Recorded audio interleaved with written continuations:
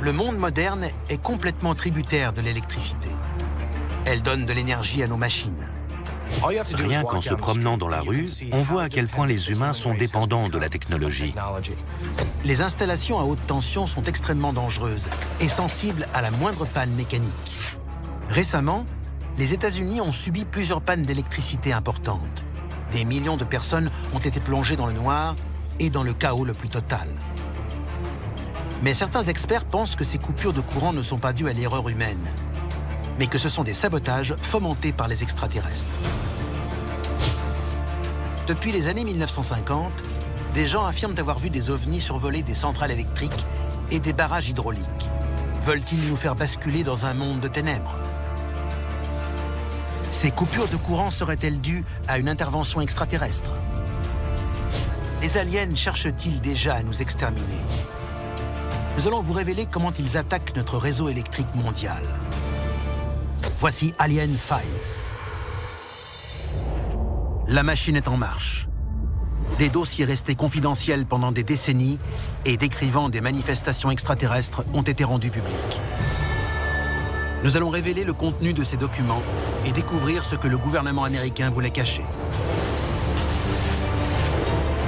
C'est à suivre dans Alien Files, l'émission qui perce les plus grands secrets de la planète Terre.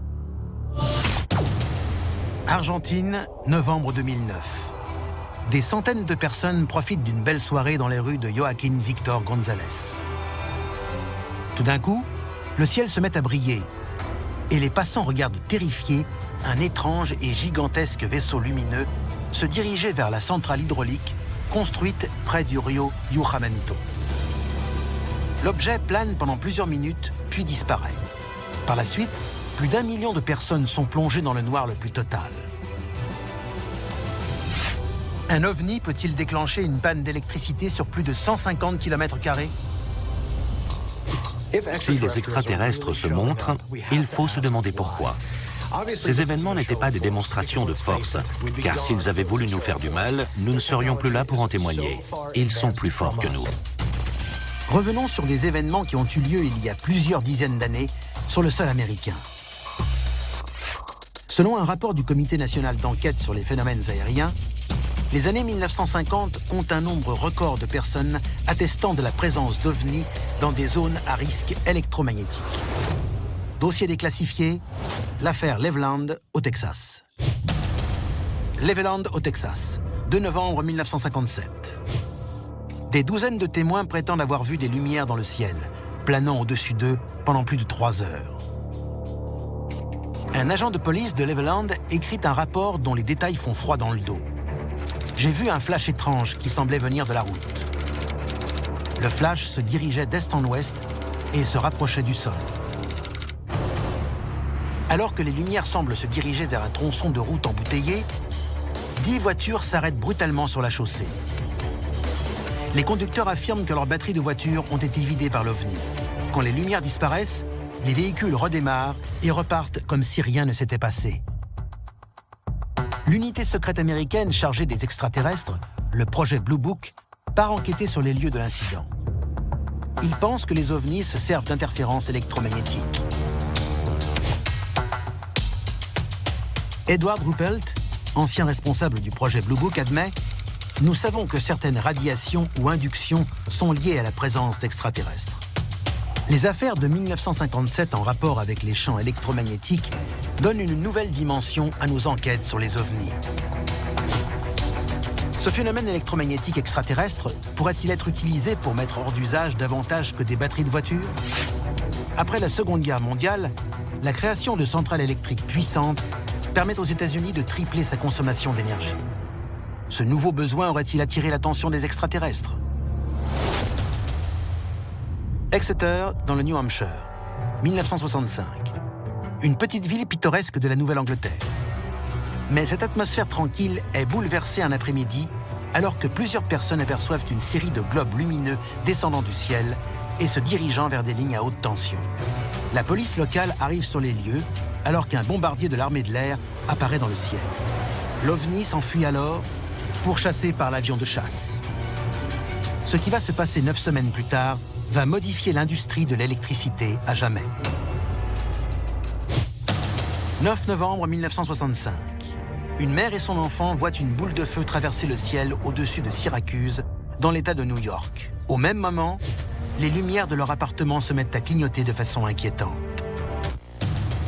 9 novembre 1965. Voici la plus grosse panne de courant que le continent nord-américain ait jamais subie. Une gigantesque coupure d'électricité plonge 30 millions de personnes et 2 pays dans le noir le plus complet. 8 États de l'Est des États-Unis et une partie du Canada n'ont plus d'électricité.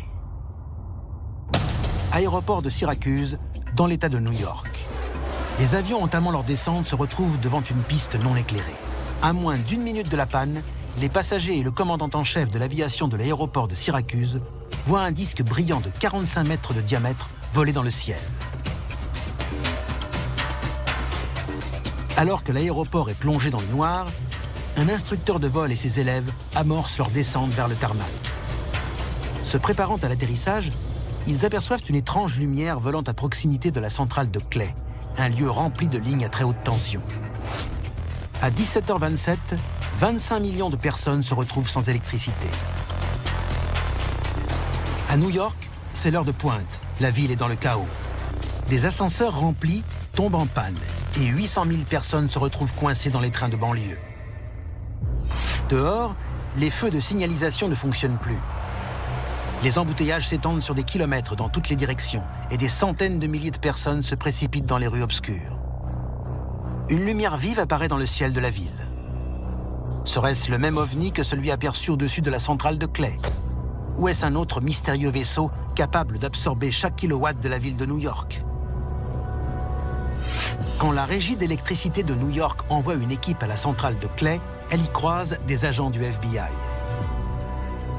Alors que des pilleurs envahissent les rues et que des incendies se déclenchent, les enquêteurs de la régie ne constatent aucune panne et remettent la centrale en marche 13 heures plus tard. Le FBI refuse de commenter ni même de confirmer sa présence sur les lieux. Mais pourquoi une coupure d'électricité intéresse-t-elle le FBI? Au cours des semaines suivantes, les médias se mettent en tête que la coupure de courant est due à une invasion extraterrestre. Le magazine Life, un des journaux les plus sérieux au monde, publie une photo sous-titrée « Cela pourrait-il être un ovni ?» Mais ce n'est que 3 ans plus tard que l'on envisage un lien avec une interférence extraterrestre. C'est alors que la Commission des sciences et de l'aéronautique ouvre une enquête spéciale. Dossier déclassifié, le symposium sur les ovnis. Washington, juillet 1968. James McDonald, professeur renommé au laboratoire de physique atmosphérique, émet un avis sur les ovnis.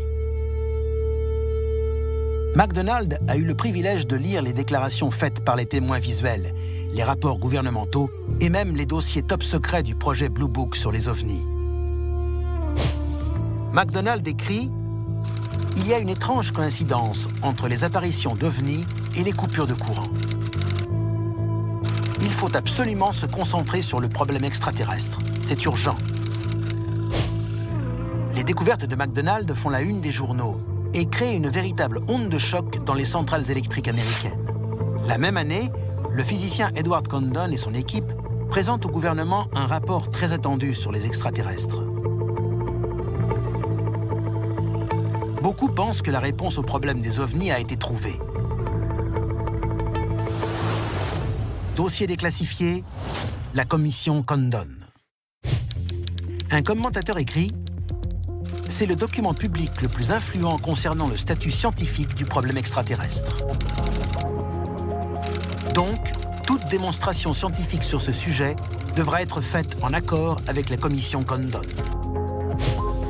Le secteur industriel se réjouit qu'un rapport scientifique traite du phénomène extraterrestre. Par exemple, l'entreprise Ford essaye désespérément de comprendre pourquoi il y a tant de batteries de voitures qui se vident suite à des apparitions d'ovnis. Et cela à travers tous les États-Unis. Le NICAP, le Comité national d'enquête sur les phénomènes aériens, offre son aide au gouvernement pour étudier les soi-disant observations d'ovnis et leurs mystérieuses conséquences. De nombreux tests et simulations sont organisés, tous autour de l'électromagnétisme. Pourtant, on ne comprend pas pourquoi les voitures s'immobilisent. Tout de même, il semblerait qu'on approche du moment de vérité. Washington, 1969. Des rapports faisant état de vols d'énergie par les extraterrestres, de voitures immobilisées et de coupures générales d'électricité commencent à trouver un écho dans l'industrie, les médias et la communauté scientifique. En réponse, le gouvernement américain mandate la commission Condon afin que cette dernière découvre la vérité. Mais étrangement, toutes ces affaires seront rapidement classées. Dossier déclassifié, la commission Condon, une affaire étouffée. Lorsqu'un mémo compromettant est retrouvé, la commission Condon doit se justifier. On commence à croire que le gouvernement a voulu dissimuler des informations. Dans ce document, un chercheur écrit que les enquêtes sur les extraterrestres sont des idioties. Immédiatement, le NICAP projette toute responsabilité, affirmant que ce rapport est un faux et qu'aucun résultat n'a jamais été publié. Mais face aux preuves qui s'accumulent et aux centaines de témoins visuels, la commission Condon dit « En 21 ans d'enquête sur les extraterrestres, nous n'avons aucun élément nouveau à transmettre à la communauté scientifique. Après avoir attentivement étudié le problème, nous en concluons que rien ne justifie une enquête approfondie de la question extraterrestre. » Après cet épisode, le gouvernement cesse brutalement toute enquête sur le phénomène extraterrestre. L'armée de l'air classe définitivement le projet Blue Book le 17 décembre 1969. James McDonald s'adresse à la presse avant la publication du rapport et prétend que les enquêtes étaient vouées à l'échec. Un journaliste de l'époque écrit « Il réitère ses accusations contre la CIA qui aurait ordonné à l'armée de l'air de discréditer les rapports sur les extraterrestres. » En 1953, la CIA avait donné des consignes précises. On peut d'ailleurs remarquer que cela s'applique encore de nos jours. Lorsque des scientifiques, des personnalités haut placées dans l'administration ou dans les médias, ou des hommes d'influence s'intéressaient à ce sujet, il fallait irrémédiablement les ridiculiser. Il semblerait que le gouvernement ne ménage pas ses efforts quand il s'agit de parler des ovnis. Mais ce qu'il ne contrôle pas, c'est la menace grandissante. Au cours de la décennie suivante, les États-Unis développent une toute nouvelle énergie afin de subvenir à ses besoins toujours croissants. Mais cela pourrait bien attirer l'attention des extraterrestres. En 1977, les tensions autour des problèmes économiques et de la crise pétrolière en Amérique du Nord mettent la population sous pression. Le président Carter informe la population américaine que la crise énergétique est un danger avéré pour la nation. Mais Carter pense-t-il à la crise pétrolière au Moyen-Orient ou à une menace extraterrestre? 12 juillet, dans l'État de New York. La ville qui ne dort jamais est étrangement calme. Le tueur en série connu sous le nom du fils de Sam vient de faire sa 6e victime. En ce jour, New York va connaître une attaque extraterrestre brutale. Alors qu'elle rentre tranquillement chez elle, une famille voit 2 vaisseaux non identifiés se diriger vers la centrale nucléaire d'Indian Point. L'autoroute est bientôt remplie de voitures à l'arrêt et de badauds, regardant stupéfaits les vaisseaux lumineux planer au-dessus de la centrale. Selon certaines sources, ils n'émettraient aucun bruit.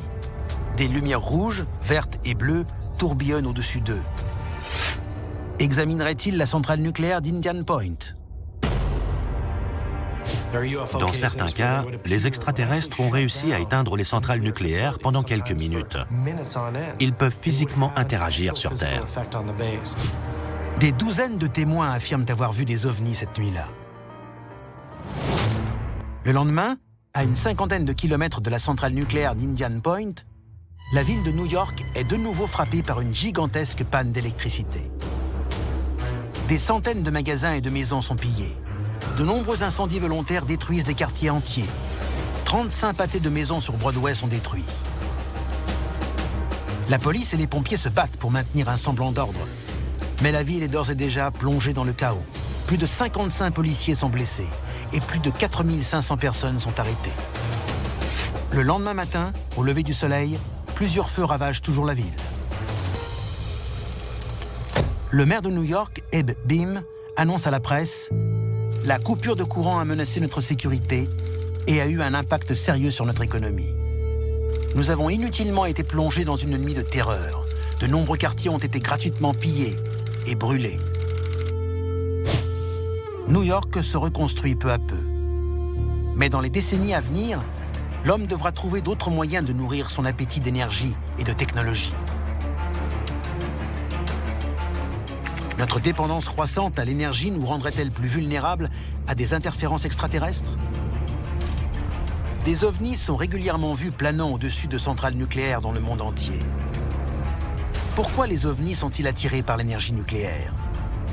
Serait-ce tout simplement une source d'énergie pour eux? Si oui, la grande question est: qu'arriverait-il si notre production nucléaire ne suffisait pas à satisfaire nos besoins toujours plus importants? Les experts croient que les ovnis volent notre énergie de nos infrastructures depuis des dizaines d'années. Cela cause de gigantesques pannes de courant qui plongent la population dans le chaos. Alors que notre appétit de nouvelles technologies ne cesse d'augmenter, il en va de même pour nos besoins énergétiques, de la communication aux institutions financières, en passant par nos urgences médicales. Même la police et l'armée dépendent des ordinateurs et de l'électronique pour servir et protéger la population. Une panne mondiale ne nous mettrait pas dans l'embarras, elle nous paralyserait. Nous serions vulnérables à toute attaque, qu'elle vienne de l'intérieur ou de l'extérieur.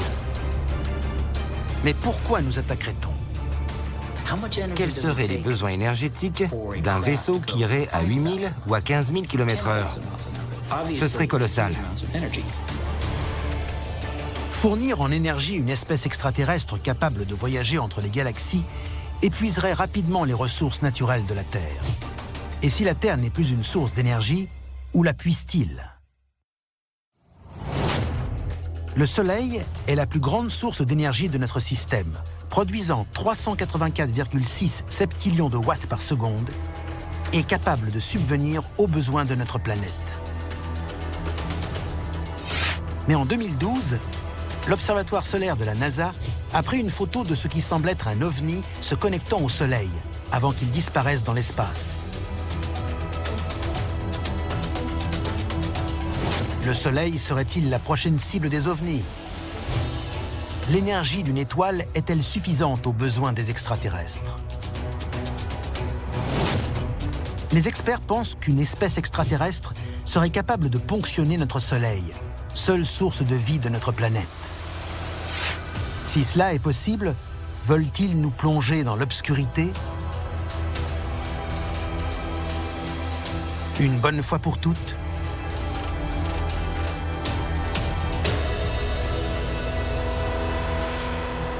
C'était Alien Files, l'émission qui perce les plus grands secrets de la planète Terre.